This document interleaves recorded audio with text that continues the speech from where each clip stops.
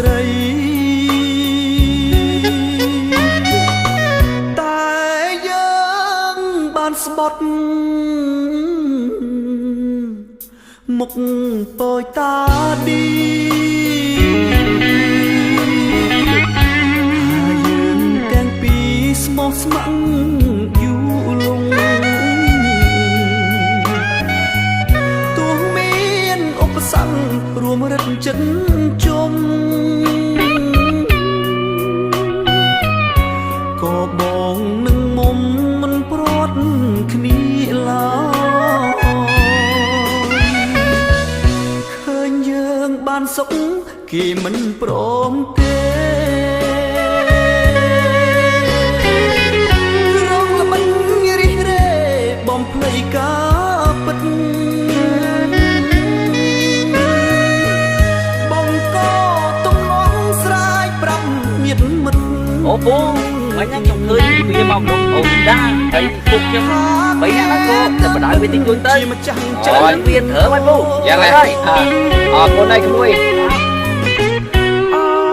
ព្រះវិលោកទើបដឹងច្បាស់ថាខ្ញុំពិតម្ចាស់នឹងអូនបផាមិនអាចបំភ្លៃតាមតែពាក្យថា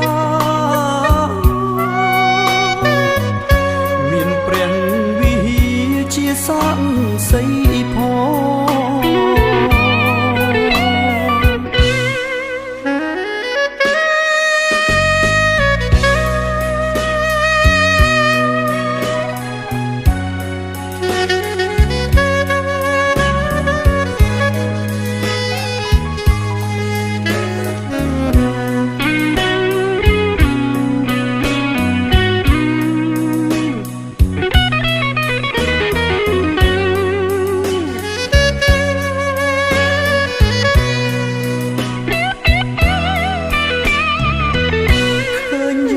បានសុខគេមិនព្រមទេរងល្បិចរិះរេបំភ្លៃការពិតបងក៏ទំនងស្រាយប្រាប់ញាតិមិត្ត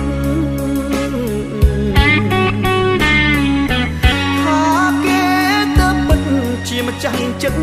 អូ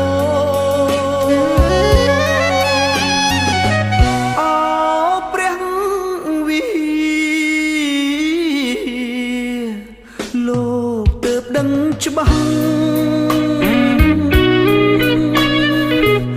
ថាខ្ញុំពិតម្ចាស់នឹងអូនបផា